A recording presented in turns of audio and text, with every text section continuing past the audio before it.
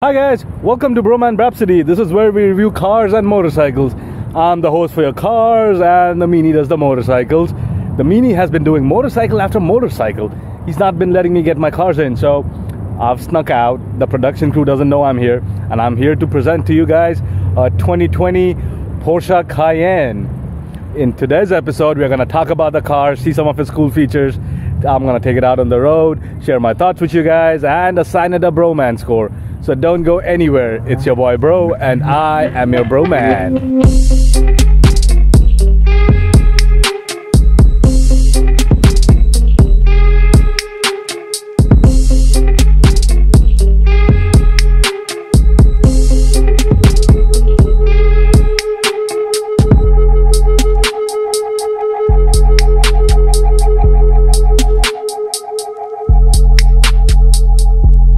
So Porsche is a company that builds these performance cars and sports cars like the 911, the Cayenne, the Boxster, and things like that.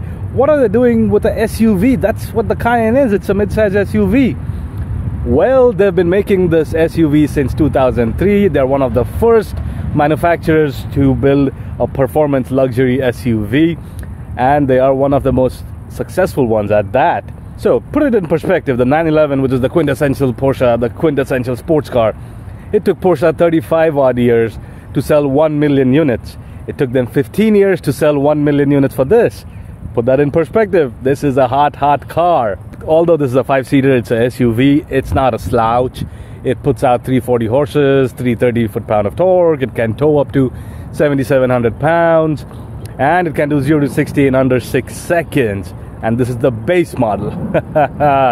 So let's go ahead and look at some of its features. So as part of the new redesign for the 2019 model year, Porsche updated the Cayenne design a little bit. You have the swooping lines all over. They have the four light headlamps. They look cool and they look modern. Also, it's got sensors on the front bumper and the front facing camera. As for the wheels on this car, this has 21-inch wheels in the front, and they are the spider wheels on this particular model. That's a cool looking design. The design from the side is very similar to the outgoing Cayenne. Now this is something that worked for them, and if it ain't broke, why fix it? They've made subtle changes here and there. The biggest change being that this sits on a newer platform than the outgoing model, and the engine makes a little bit more power. And it's got LED taillights and that LED light bar. You get a tow hitch and the 2 exhausts. So as for the trunk, well, it's a pretty spacious trunk. You get 27 cubic feet of storage space here. There's some additional storage places around here. Rubber floor mat with the Porsche, which says it's a Porsche. So just in case you're getting into the trunk and you didn't know what kind of car you were getting into, well, at least you know it's a Porsche. Lift up the rubber floor mat. There's a little hinge here. Pull it up. You have your spare tire. And if you had some precious cargo in your cargo space or in the trunk and you didn't want prying eyes to see what you have in there, just pull this puppy down. You close the hatch and nobody would know what's underneath it. Haha. Let's start off from the rear doors. It's a pretty looking door with this nice piano black insert here. Handles here. Lock and lock button, a decent amount of storage space down here, and your window controls. The seats look nice and comfy and inviting, so let's go ahead and get in. I have tons of leg room. As for the headroom, I'm 5'10". I have tons of headroom. You have the center piece that folds down. You have 2 cup holders here. Now on the sides you have a coat hanger and you have your reading lights. This is very similar to what you get in the front. We'll see it in a minute. You have these nice buttons here. They're nice to the touch. They look beautiful too. You can control your temperature from here, airflow from this one, and you can touch. It's a touchscreen button kind of thing. You get a little feedback on where you want the air to flow. And you have heated seats at the back. How cool is that? And at the bottom you have 2 USB outlets, and you have a 12-volt cigarette lighter style power outlet, and a little storage space down below. You even have air vents on the pillar, which is cool because this way you get some airflow to your body and not just your legs. This is good design. And on the top you have the panoramic sunroof. Look, it's beautiful. And that's the view from the back seats. Your second row seats can fold down, and for most cars you have something behind that to pull or whatever. Not with Porsche. With Porsche you get a lever on the bottom of the seat, pull it, and the seats fold down. Now moving on to the front doors, similar pattern.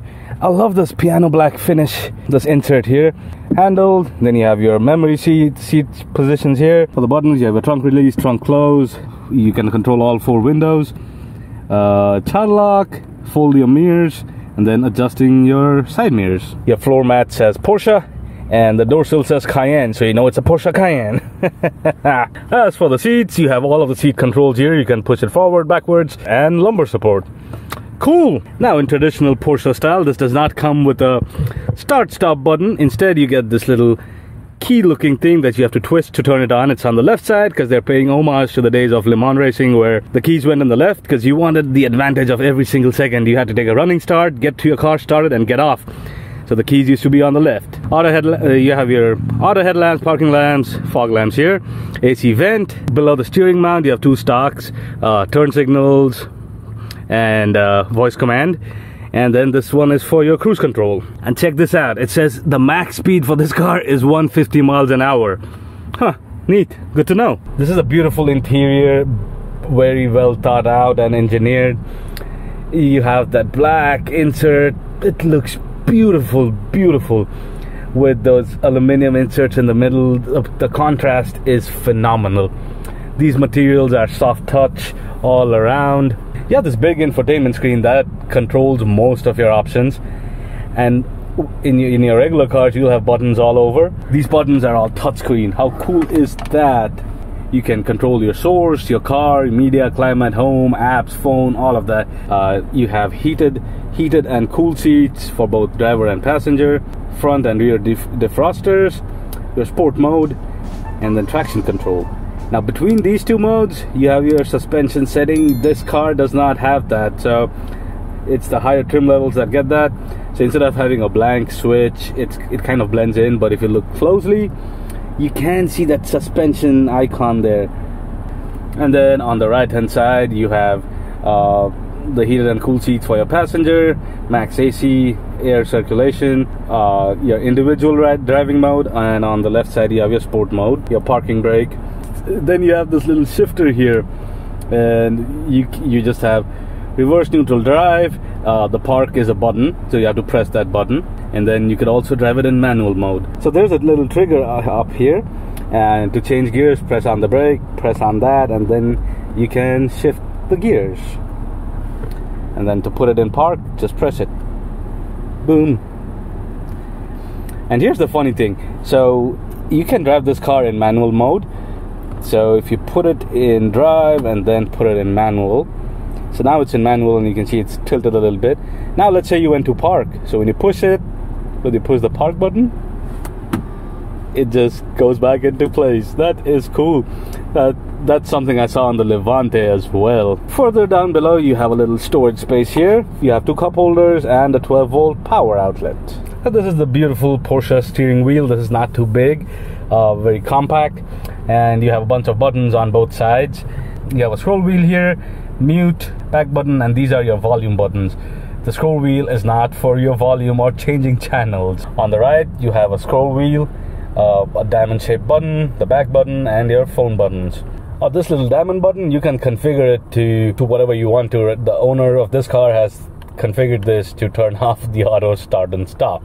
And behind the steering wheel you have the paddle shifters. Look at the instrument cluster, it looks beautiful.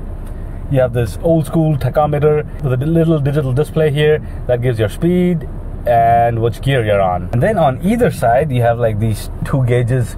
You have 2 gauges on the right and you have 2 gauges on the left. Scroll wheels that I showed you, the left one is to control this side, the right one is to control this side. So look how this changes as I scroll through. You have different options that you can go, that you can see, and then you also get your outside temperature here. Now the right side, the gauges on the right, those are a little cooler. So you get your nav there.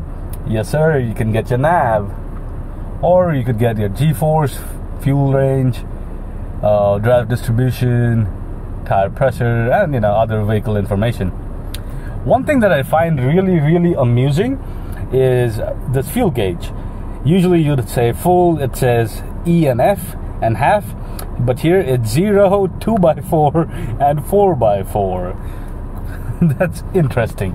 And then on top you have this little on the top you have a little clock here. Again, I saw this on the Maseratis. It looks like the eye of a cyclops, but hey, it tells you the time, I guess. The main attraction is this big infotainment screen. So this is your home page, and you get a little bit of everything here. Then you have your usual stuff. You have the nav. Look at this. This is a beautiful big nav screen and high definition. Then you have a media button. You can select a bunch of your media inputs, AM, FM, Sirius XM. Then you have your phone tab. I don't have my phone paired or connected to this, but you could do that and it'll give you a lot of information. Then this is the fun place. This is where you can select the car, the drive mode. You have normal, sport, and individual.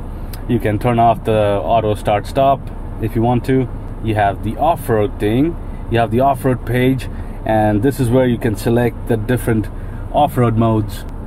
You have gravel, and see the graphic changes to show some gravel down there.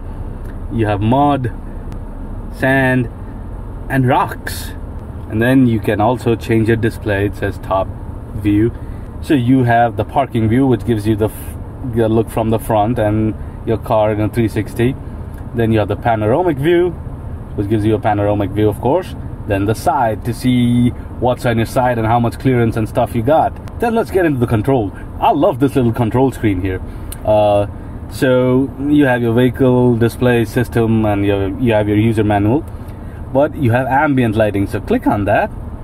See, in most cars what you can do is select your ambient lighting, and this does the same thing. You can select the brightness and the color of your ambient lighting, but it takes it one step further. You can select ambient lighting on the roof. You can select ambient lighting for the doors, for the cup holders, for the footwell. If you want a nice fade of brightness and contrast, you can do that. I have not seen any other car with this little featured out, this level of granularity. Like I can say for the doors I want 50% or 40%. Let's go on. You have your apps, so you can find your hotel, parking, all of that, gas stations. You have your Porsche Assist. If you want, you can turn off your surrounding assistance, active safe, and lane change assist. Active safe is anytime there are sensors all around the car. If it senses something's close to it, it starts beeping, bang, bang, bang. If you want to turn it off, you can. Last but not least, you have the settings. So you have your driver profile settings, you have your device manager, vehicle settings, assistant settings, display settings, system settings, Porsche Connect, navigation settings, all of your settings. And then you also have the driver's manual. Nowadays, all of the driver's manuals are put on the car, so you don't get those big, thick booklets anymore. So you can go through it, and let's say you want to see what's in my contents. Okay, so let's see about, I want to find out about opening and locking, central locking. Teach me. So there you go. It tells you what to do from the outside. How cool is that? How cool is that? And I can't stress this fact enough, guys. Like in luxury, you could either overdo it or less is more, and this is less is more. You have the glove compartment on this side. Pretty big and pretty decent. Center console. Open this up. You have a couple of USB outlets on this side, a little storage space. That's about it. We have it in reverse. See what happens when I turn the wheel. In most cars, the lines move, but in this one, the camera swivels from side to side. How cool is that? So you can see what you're backing up into. This is the key fob for the Porsche Cayenne. Look, it looks like a car too. You have a unlock, lock, trunk release, and the panic button is on the other side.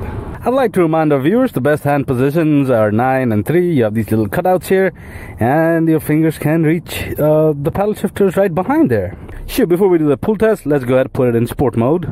Let's go!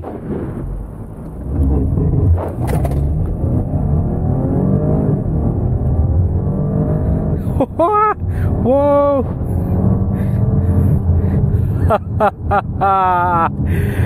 Yep, it might be just the base Cayenne, but it packs a punch. It does pack a punch. It claims a 0 to 60 time of under 6 seconds, and I can see that. I can see that happening for sure. This is fun in sport mode. Let me take it out from sport mode. In normal mode, it quietens down. Like in sport mode, you get that little engine sound and all of that. In normal mode, it's so quiet. It's really quiet. There is no wind noise, road noise, none of that. I love the visibility out of this car.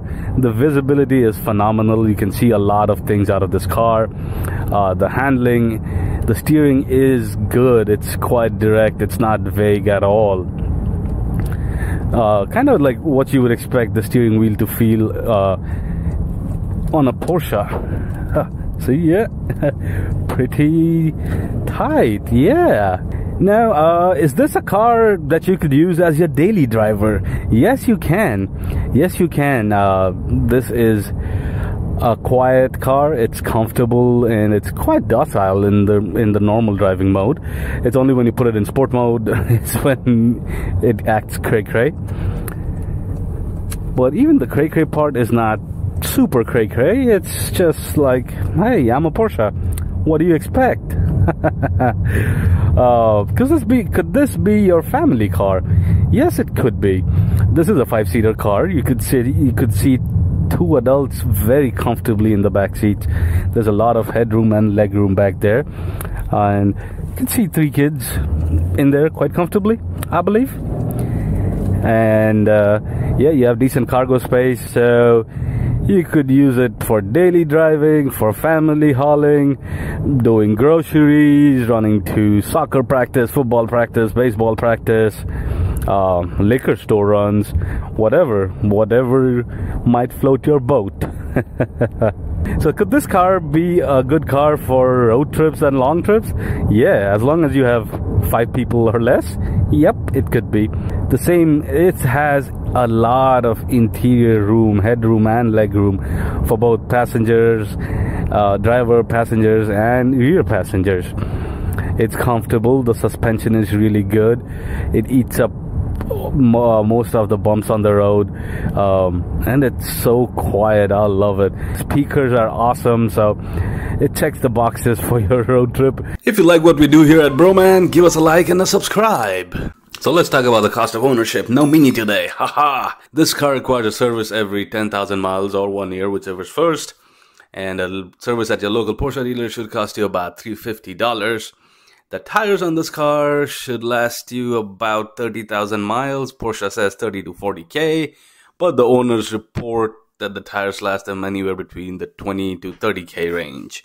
So over a 2-year period, assuming you drive 15,000 miles a year, you would need 3 services, so that's 1,050, and a set of new tires, which is about 2,400. So your total cost should be $3,450 divided by the number of days. It's about $4.70 a day. The Porsche Cayenne, man, it checks off all of your boxes.